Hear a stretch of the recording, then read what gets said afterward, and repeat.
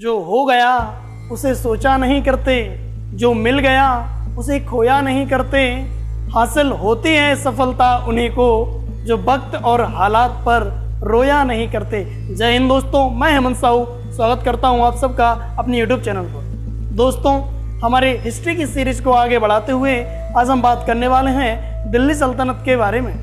दोस्तों, इससे पहले की वीडियो में आप लोगों ने पढ़ा कि किस प्रकार भारत पे प्रथम मुस्लिम सफल आक्रमण होता है मोहम्मद बिन कासिम के द्वारा। इसके बाद महमूद गजनवी और मोहम्मद गौरी के बारे में हमने पढ़ा। दोस्तों, मोहम्मद गौरी जब भारत आया था और भारत में जब उसने अपना साम्राज्य स्थापित किया उसके बाद जब वह वापस जाता है तो उसके कुछ गुलाम या सेनापति भारत में रह जाते हैं। उनमें से ही एक हैं कुतुबुद्दीन ऐबक, जिसने दिल्ली सल्तनत की स्थापना की। उसी के अंतर्गत गुलाम वंश, खिलजी वंश, तुगलक वंश, सैयद वंश और लोधी वंश के बारे में हम पढ़ने वाले हैं। देखिएगा, पहले हम इसके बारे में देख लेते हैं ये दिल्ली सल्तनत किस तरीके से है, कितना सन चला, कितने वर्ष तक दिल्ली सल्तनत हमारे भारत में स्थापित रही और कितने इसके प्रकार हैं। आइए देखते हैं। मध्यकालीन इतिहास के अंतर्गत दिल्ली सल्तनत आज का हमारा टॉपिक है। इसका समय 1206 से 1526 तक दिल्ली सल्तनत का टाइमिंग रहती है और इसके अंतर्गत हम 5 वंशों को पढ़ते हैं दिल्ली सल्तनत में। यहाँ पर गुलाम वंश या ममलूक वंश या इसी को इलवरी तुर्क वंश भी कहा जाता है, जिसकी टाइमिंग 1206 से 1290 रहती है। इसके बाद हम खिलजी वंश के बारे में पढ़ेंगे।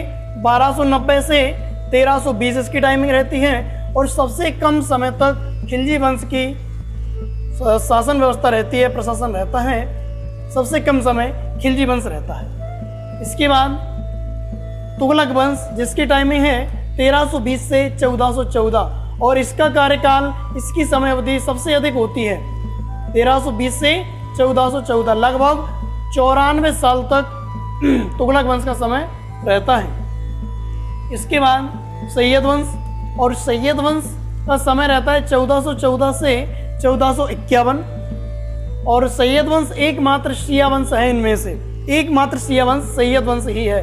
क्वेश्चन आता है कि दिल्ली सल्तनत के 5 वंशों में से कौन सा वंश शिया वंश है, तो आंसर होगा सैयद वंश। इसके बाद हम पढ़ेंगे लोधी वंश के बारे में और जिसका समय है 1451 से 1526। दोस्तों, आइए हम पहले एक एक करके इनके बारे में थोड़ा सा परिचय देख लेते हैं। सबसे पहले हम पढ़ेंगे गुलाम वंश के बारे में। गुलाम वंश का संस्थापक कुतुबुद्दीन ऐबक हैं। कुतुबुद्दीन ऐबक मोहम्मद गौरी का ही सेनापति या गुलाम कहें वह था। गौरी के जाने के बाद कुतुबुद्दीन ऐबक ने उत्तर भारत में अपनी सत्ता स्थापित की। इसमें गुलाम वंश की स्थापना कुतुबुद्दीन ऐबक द्वारा की गई और इसका कार्यकाल 1206 से 1210 तक रहता है। कुतुबुद्दीन ऐबक के समय पर राजधानी लाहौर ही होती है और वहीं पर 1210 में चौगान खेलते समय घोड़े से गिर करके इसकी मृत्यु हो जाती है। इसके बाद इसका पुत्र आता है आराम शाह। आराम शाह अयोग्य शासक साबित होता है और यह कुछ 7-8 महीने तक ही शासन कर पाता है। इसके बाद इल्तुतमिश, जो कि कुतुबुद्दीन ऐबक का गुलाम या दामाद था, जो 1210 से 1236 तक कार्यकाल संभालता है। इल्तुतमिश को गुलामों का गुलाम भी कहा जाता है। इल्तुतमिश को गुलामों का गुलाम भी कहा जाता है और इल्तुतमिश से पहले राजधानी लाहौर हुआ करती थी, परंतु इल्तुतमिश लाहौर से राजधानी परिवर्तित कर दिल्ली स्थापित करता है। इसलिए कुतुबुद्दीन ऐबक को संस्थापक कहा जाता है और इल्तुतमिश को वास्तविक संस्थापक कहा जाता है। तो ये इल्तुतमिश के बारे में। और एक बात और, ऐसा वर्णन आता है कि इल्तुतमिश ने दिल्ली में अपने किले के बाहर शेरों की 2 प्रतिमाएं रखी थी। उनके गले में बड़े बड़े घंटे टंगे हुए थे।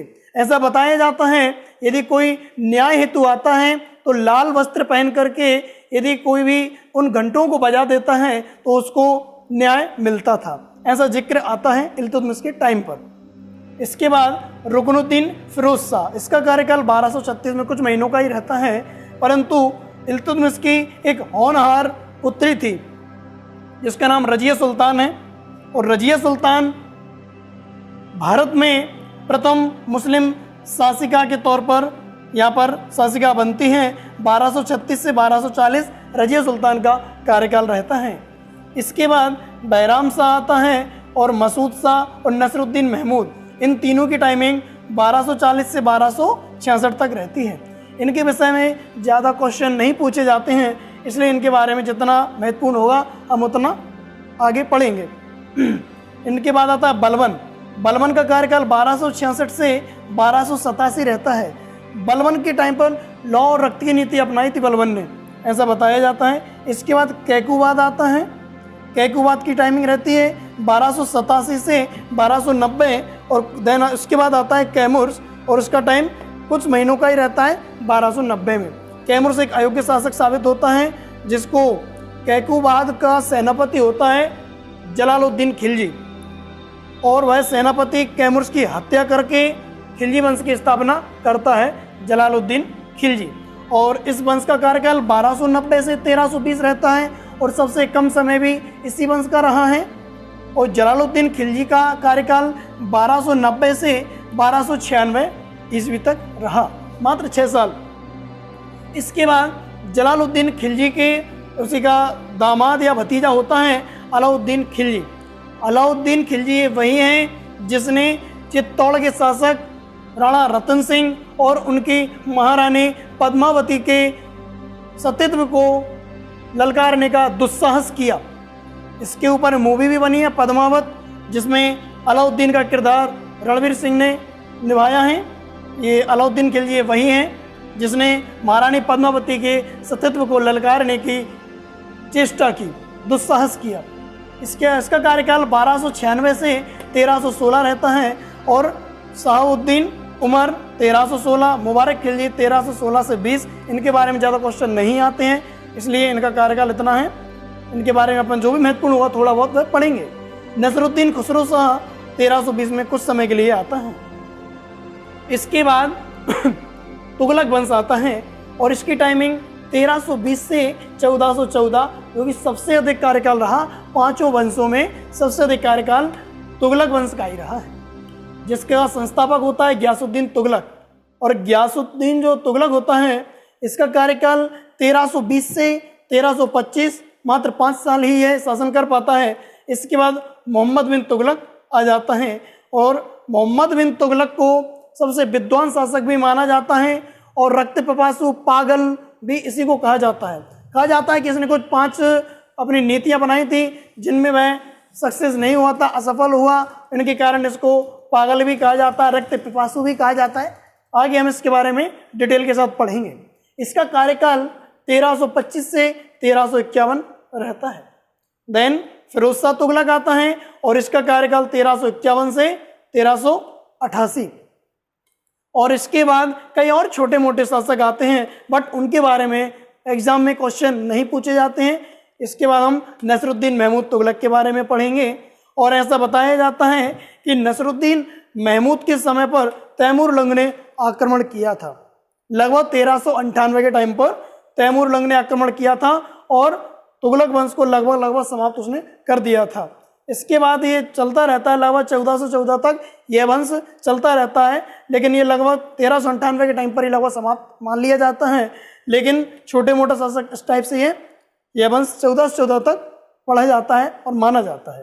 तो 1414 के बाद क्या होता है, ये तैमूर लंग तो चला जाता है, लेकिन इसका सहायक होता है खिज्र खां। वह भारत में ही रहता है और खिज्र खां सैयद वंश की स्थापना करता है। और सैयद वंश का कार्यकाल 1414 से 1451 होता है और खिज्र खां की टाइमिंग होती है 1414 से 1421, लगभग 6-7 साल वह शासन कर पाता है। इसके बाद मुबारक शाह आता है 1421 से 1434 और मोहम्मद शाह 1434 से 1445 आता है। और इसके बाद आएगा अलाउद्दीन आलम शाह और उसका कार्यकाल 1445 से 1451 होता है। इस तरीके से ये सैयद वंश में हम इनके बारे में पढ़ने वाले हैं। और ये आपको बता ही दिया है कि सैयद वंश एकमात्र शिया वंश है और आगे पढ़ें तो लोधी वंश आएगा, जो कि आखिरी वंश है दिल्ली सल्तनत का। लोधी वंश की स्थापना बहलोल लोधी करता है। लोधी वंश का कार्यकाल समय रहता है 1451 से 1526। 1526 में बाबर के आक्रमण के द्वारा ही यह वंश खत्म हो जाता है। तो लोधी वंश बहलोल लोधी संस्थापक होता है। कार्यकाल 1451 से 1489 रहता है। और इसके बाद सिकंदर लोधी आता है, और ये Sikandar Lodhi very important question आता है इसके बारे में कि आगरा शहर की स्थापना किसने की। तो आगरा शहर की स्थापना सिकंदर लोधी द्वारा की गई थी। आगरा शहर की स्थापना सिकंदर लोधी के द्वारा की गई थी। और सिकंदर लोधी का कार्यकाल 1489 से 1517 रहता है। इसके बाद इस वंश का अंतिम शासक होता है इब्राहिम लोधी, और इसका कार्यकाल 1517 से 1526 रहता है। दोस्तों, बाबर आया था, उसने इब्राहिम लोधी पर ही आक्रमण किया था, और इसी युद्ध के साथ लोधी वंश समाप्त हो जाता है और दिल्ली सल्तनत भी यहीं पर समाप्त हो जाता है। इसके बाद मुगल आते हैं और हम फिर मुगलों के बारे में पढ़ेंगे। एक और जो बहलोल लोधी हैं, पूरे दिल्ली सल्तनत में जितने भी शासक हुए हैं उन सभी में सबसे अधिक शासन करने वाला एकमात्र शासक बहलोल लोधी ही है। इसने सबसे अधिक समय तक शासन किया है, लगभग 38 वर्ष। 1451 से 1489, लगभग 38 वर्ष इसने शासन किया है।